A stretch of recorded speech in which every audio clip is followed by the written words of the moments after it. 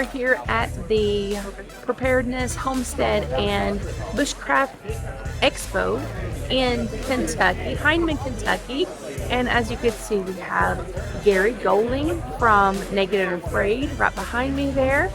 And we have also EJ Schneider, who is he's also from Naked and Afraid. By that is like how Texas, all the windmills shut down when it froze.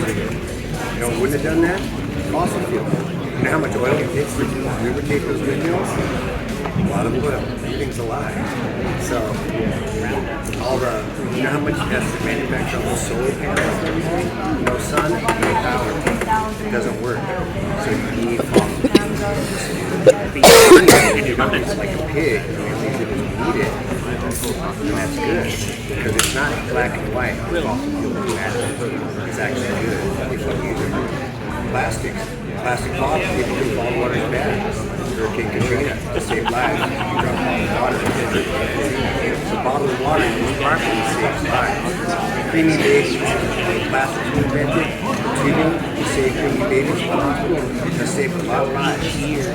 Oh, were you a preemie? All right, you might not be here without plastic.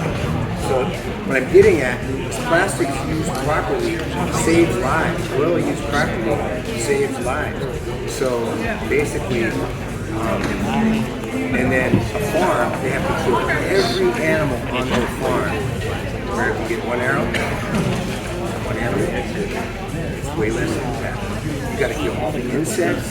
No animals are allowed to live on that farm. You have a rat, and then when they go harvest it, they kill all kinds of animals. So really, it's all just a lie. And so it's because all the debate out is no matter what you're into, fossil fuel, plastics, you want to drive an electric car, seriously, electric car, we'll come up and watch which one is actually better.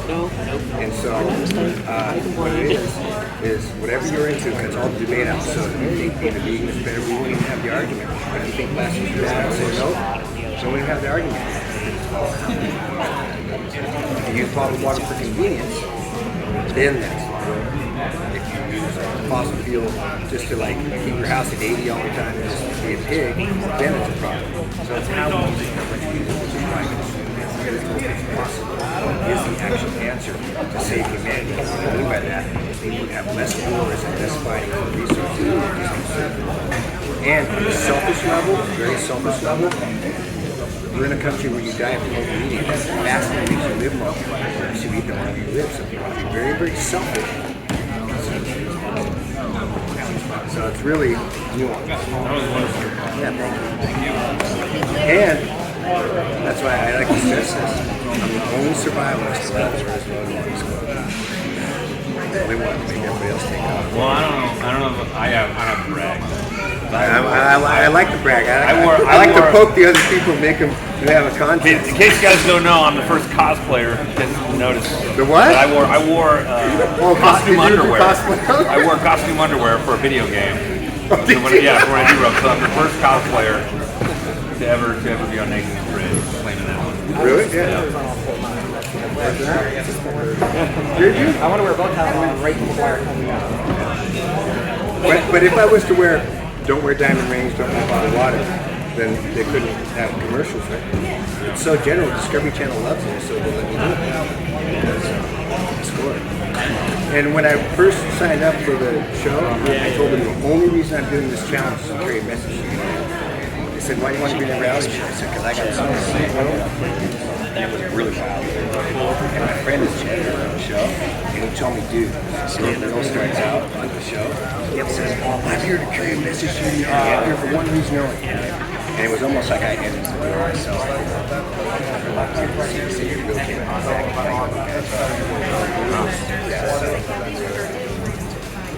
Well, then that came along with my message.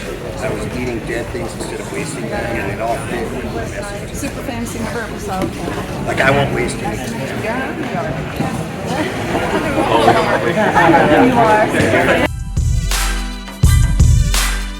TV shows, 25-year Army combat vet, and I'm a survivalist. All these people here, they're my friends. I've known a lot of these people long before I ever put myself on TV.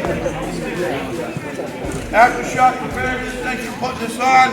They're the salt of the earth, got the best survival food on the planet. Nutritional, you got vitamins, and it gives you all the nutrients you need to survive any situation. So you should check them out and seriously consider having their food. Mountain House, all that other stuff is garbage. It makes you fart a lot and ain't worth nothing. Ain't gonna put the energy in you that you need to get through the day when days get bad. I want to personally thank Delwood, Wes, and my new running mate Amy, wherever she's at, or where she's hiding. Thank you for being here, what you did for me, because I wouldn't have been able to do this without you. I ain't done a lot of shows in a while. I held a big table, and they kept me sane. So 11 years ago, I was asked to do something pretty crazy. Go out in the plains of Africa, a place I've never been before. Take on something, do it with very little clothing. None. A couple items each, and a strange woman I didn't know. They said to me, "You're the most qualified survivors we've had come in our roster in Discovery in a long time. You didn't make dual survival this time, but we had something else for you, and we're calling you now. You've consulted on some shows, built some pilots. We want you to build this with us.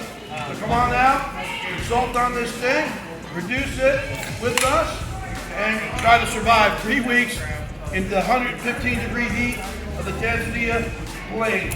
That was 11 years ago, 2 months ago.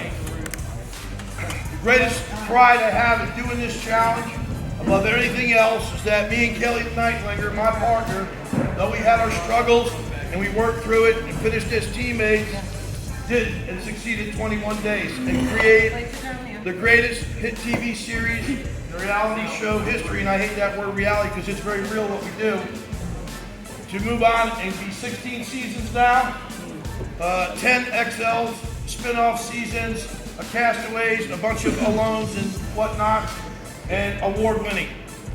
And to give a whole bunch of other people a chance to go do it.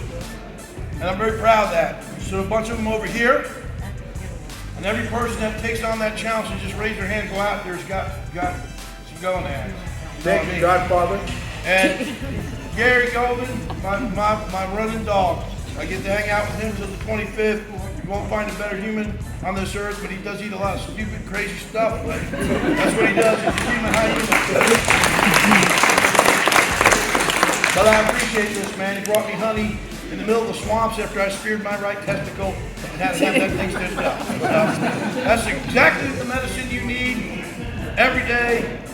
You know, you eat some honey that he brought to you, nice home welcoming gift, and then you get to put a little on your nethers, because honey is very healing. You didn't know that.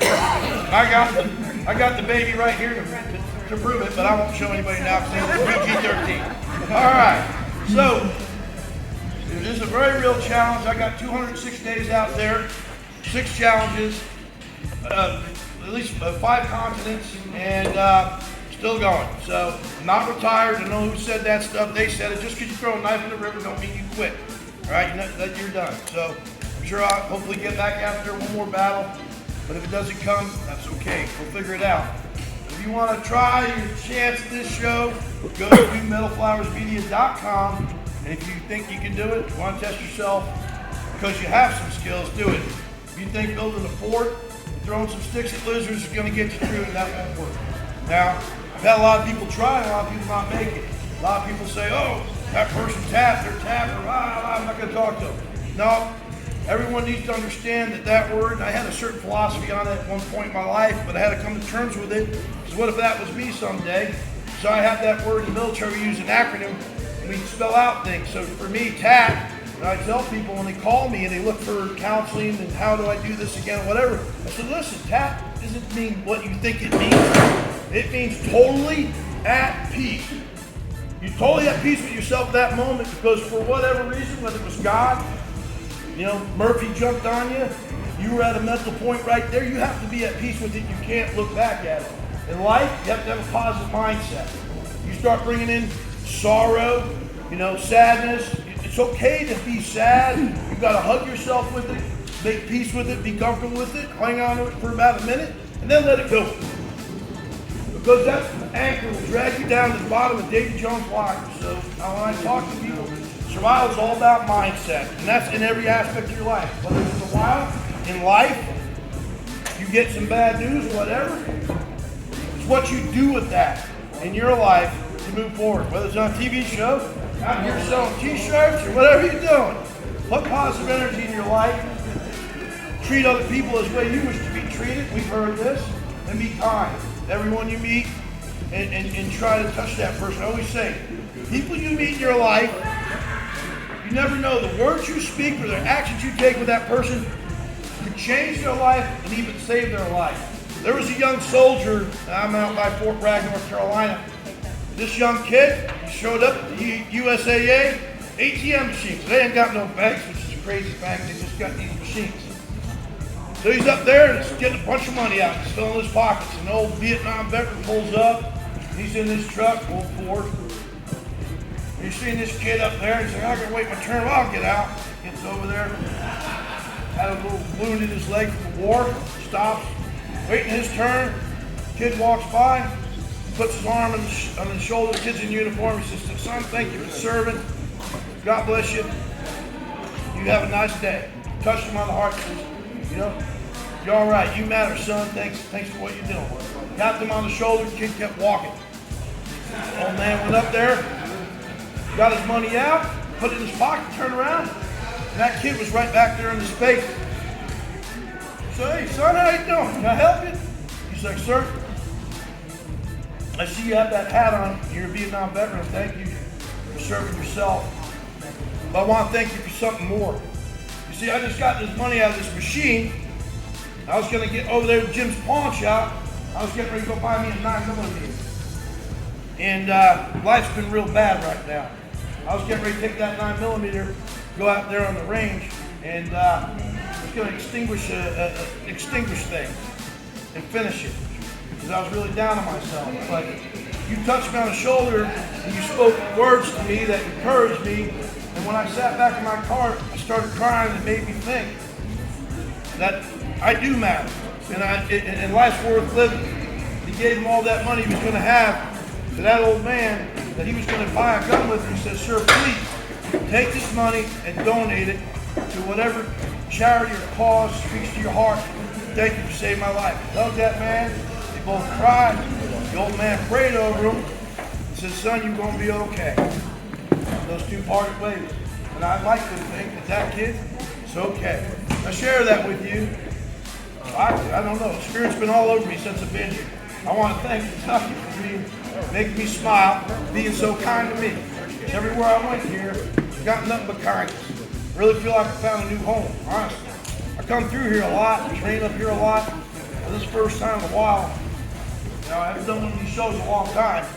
And you guys treat me like family, and I appreciate it. And that means a lot to me, so thank you. I've been cheered up a lot since I've been here.